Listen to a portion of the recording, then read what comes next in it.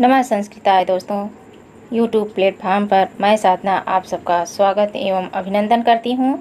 कैसे हैं दोस्तों आप लोग? आशा करती हूँ कि स्वस्थ व्यस्त मस्त होंगे, अपना और अपने परिवार का ख्याल रख रहे होंगे दोस्तों। इसी आशा और विश्वास के साथ दोस्तों आइए आज का पाठ शुरू करते हैं। आज हम लोग संस्कृत भाषा के उद्भव एवं विकास के अंतर्गत भारतीय आर्य भाषाओं का अध्ययन करेंगे। देखेंगे कि भारतीय आर्य भाषाएं कौन कौन सी हैं, भारतीय आर्य भाषाओं का काल विभाजन क्या है। तो हम लोग इस वीडियो में आज भारतीय आर्य भाषाओं के बारे में अध्ययन करेंगे। उसके पहले हम लोग जो है प्राचीन भारोपी परिवार, शतम केटुम परिवार आदि भाषाओं के बारे में अध्ययन कर लिया है। आज हम लोग भारतीय आर्य भाषाओं का काल विभाजन अध्ययन करेंगे। तो आइए देखते हैं भारतीय आर्य भाषाओं का काल विभाजन क्या है। तो सबसे पहले हम लोग देखते हैं दोस्तों, भारतीय आर्य भाषाओं को काल की दृष्टि से 3 भागों में बांटा गया है। काल की दृष्टि से यानी समय के अनुसार, उनको समय के अनुसार 3 भागों में बांटा गया है। किसमें? 3 भागों में बांटा गया है।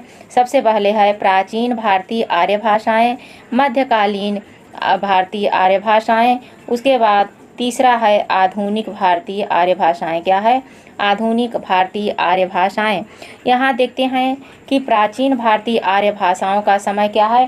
प्राचीन भारतीय आर्य भाषाओं का समय दोस्तों 2500 ईसा पूर्व से 500 ईस्वी तक माना गया है। क्या? 2500 ईसा पूर्व से 500 ईसा पूर्व तक माना गया है। उसके बाद यहाँ दूसरा है मध्यकालीन भारतीय आर्य भाषाएं। मध्यकालीन भारतीय आर्य भाषाएं क्या है? तो आप लोगों को बता दूं कि मध्यकालीन भारतीय आर्य भाषाएं जो हैं, भाषा जो है 500 ईसा पूर्व से 1000 ईस्वी तक माना गया है। क्या? 500 ईसा पूर्व से 1000 ईस्वी तक माना गया है। और उसके बाद आधुनिक भारतीय आर्य भाषाओं का जो समय है 1000 ईस्वी से वर्तमान समय तक माना गया है। यानी अभी तक आधुनिक भारतीय आर्य भाषाएं ही चल रही हैं। क्या है? आर्य भाषाएं ही चल रही हैं। तो एक बार फिर से देख लेते हैं। प्राचीन भारतीय आर्य भाषाएं 2500 से, यहाँ से क्वेश्चन बनता है दोस्तों, प्राचीन भारतीय आर्य भाषाएं 2500 से 500 ईस्वी, मध्यकालीन भारतीय आर्य भाषाएं 500 ईसा पूर्व से 1000 ईस्वी तक, उसके बाद आधुनिक भाषाएं जो हैं वो 1000 ईस्वी से वर्तमान समय तक। अब आइए दोस्तों हम लोग भारतीय आर्य भाषाओं के बारे में पढ़ते हैं कि भारतीय आर्य भाषा क्या है। तो भारतीय आर्य भाषा का विकास क्रम के अनुसार से प्राचीन भारतीय आर्य भाषाओं को 2 भागों में बांटा गया है। सबसे पहले जो हमारा पहला है प्राचीन भारतीय आर्य भाषाएं जो 2500 ईसा पूर्व से 2500 ईसा पूर्व से, यहाँ पे देखिए जो 2500 ईसा पूर्व से 500 ईस्वी तक है, उसे हम लोग देखते हैं। तो यहाँ पे है कि विकास के क्रम से, यानी विकास के क्रम से कैसे उसका विकास हुआ है, विकास के क्रमानुसार के आधार पर भारतीय आर्य भाषाओं को जो है 2 भागों में बांटा गया है। कौन सी भारतीय आर्य भाषाएं? सबसे पहले तो भारतीय आर्य भाषा को 3 भागों में बांटा गया है। प्राचीन भारतीय आर्य भाषाएं, मध्य भारतीय आर्य भाषा और आधुनिक भारतीय आर्य भाषा। उसके बाद है पहला हम लोग देखते हैं प्राचीन भारतीय आर्य भाषाएं। तो अब यहाँ पे प्राचीन भारतीय आर्य भाषाओं को 2 भागों में बांटा गया है। 2 भागों में वो कौन है? सबसे पहले वैदिक संस्कृत है, उसके बाद लौकिक संस्कृत है। क्या? वैदिक संस्कृत। जैसे कि ऊपर हम लोगों ने पढ़ा था कि भारतीय आर्य भाषा संस्कृत भाषा मानी जाती है, आर्यों की भाषा संस्कृत मानी गई है।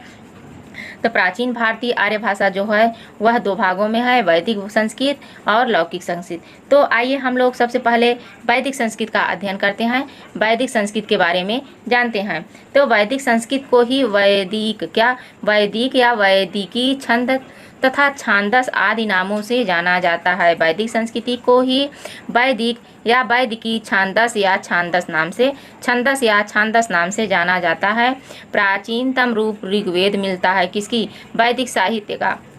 वैदिक संस्कृत का प्राचीनतम रूप है वह ऋग्वेद माना जाता है। ऋग्वेद को वैदिक संस्कृत के अंतर्गत रखा जाता है और सबसे प्राचीन ग्रंथ ऋग्वेद ही माना जाता है। अन्य वेदों का समय ऋग्वेद के बाद का माना जाता है। जैसे हमारा सामवेद, यजुर्वेद, अथर्ववेद, ये सब जो वेद हैं वे ऋग्वेद के बाद के वेद हैं। सबसे पहले जो है ऋग्वेद ही है। तो अन्य जो वेद हैं यानी सामवेद, अथर्ववेद, ऋग्वेद, ये 3 जो अन्य वेद हैं वो ऋग्वेद के बाद के वेद माने जाते हैं। संस्कृत प्राचीनतम वाङ्मय वैदिक संस्कृत में मिलता है। क्या है? संस्कृत प्राचीनतम वाङ्मय जो है वह वाङ्मय वैदिक संस्कृत से ही मिलता है। जैसे कि अभी हम आप लोगों को बताएं कि ऋग्वेद सबसे प्राचीनतम वेद है, उसके बाद जितने वेद हैं आते तो हैं वैदिक साहित्य के ही अंतर्गत, वैदिक भाषा के ही अंतर्गत, लेकिन ऋग्वेद के बाद के वेद हैं, इसलिए सबसे पहले और सबसे प्राचीनतम वेद ऋग्वेद को ही माना गया है। वैदिक भाषा की पद रचना श्लिष्ट तथा योगात्मक है। क्या है? श्लिष्ट तथा योगात्मक है। धातुओं में लेट लकार का प्रयोग वैदिक में होता है। लकार 10 माने जाते हैं और उसके बाद उसमें से जो लेट लकार है, लेट लकार का प्रयोग लौकिक संस्कृत में नहीं किया जाता है। लेट लकार का प्रयोग जो धातु रूपों में लेट लकार है वह वैदिक संस्कृत में प्रयोग किया जाता है। किसमें? वैदिक संस्कृत में प्रयोग किया जाता है। अभी हम लोगों ने वैदिक भाषा को 2 भागों में बांटा, कौन? वैदिक संस्कृत और लौकिक संस्कृत। ये हम लोग वैदिक संस्कृत का अध्ययन कर रहे हैं। तो उसके बाद है कि वेद में संगीतात्मक स्वर की प्रधानता है। क्या है? वेद जो है वह संगीतात्मक स्वर की प्रधानता है। यानी कहने का तात्पर्य है कि इस श्लोक के माध्यम से वेदों का अध्ययन किया जाता है, वेद लिखे गए हैं, रचे गए हैं। उसके बाद दूसरा हमारा आता है लौकिक संस्कृत। क्या आता है? लौकिक संस्कृत। संस्कृत का सबसे प्राचीन एवं आदि काव्य वाल्मीकि रामायण माना जाता है। किस संस्कृत के? लौकिक संस्कृत का। यहाँ पे क्वेश्चन पूछा जाता है कि लौकिक संस्कृत का, या तो ऐसे पूछा जाता है कि आदि काव्य के नाम से किस ग्रंथ को जाना जाता है, तो आदि काव्य के नाम से रामायण को माना जाता है, वाल्मीकि रामायण को। अगर यहाँ पूछता है दोस्तों कि आदि कवि के नाम से किसे जाना जाता है, तो जाहिर सी बात है रामायण को आदि काव्य माना जाता है, तो कवि जो है उनके लेखक वाल्मीकि को माना जाएगा। और रामायण की रचना 500 ईसा पूर्व में हुई थी। कहाँ? 500 ईसा पूर्व में हुई थी। तो लौकिक साहित्य जब से शुरू हुआ तब से सबसे पहले रामायण की ही रचना की गई। उसके बाद यहाँ पे आता है, उसके बाद आता है महाभारत, पुराण, काव्य, नाटक आदि ग्रंथ 500 ईसा पूर्व से आज तक के अवच्छिन्न एवं अवहित गति से अपना गौरव स्थापित किए हुए हैं।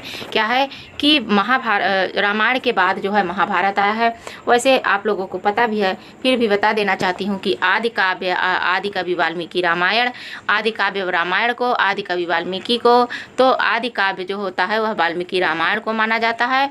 वहीं पे सबसे जो है बड़ा ग्रंथ जो है महाभारत को माना जाता है। किसको? महाभारत को माना जाता है। यह जो है आज तक अवच्छिन्न, यानी इसका अवच्छिन्न का अर्थ है जिसका विखंडन न किया जाए, छिन्न न किया जाए, एवं अवहित गति से अपना गौरव स्थापित किया हुआ है।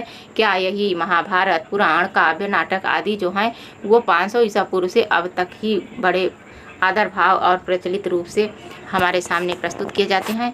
उसके बाद लौकिक साहित्य में ही यास्क, पतंजलि, कात्यायन, भास, कालिदास आदि के लेखों से यह स्वतः सिद्ध होता है कि ईसा पूर्व तक संस्कृत लोक व्यवहार की भाषा थी। क्या हुआ?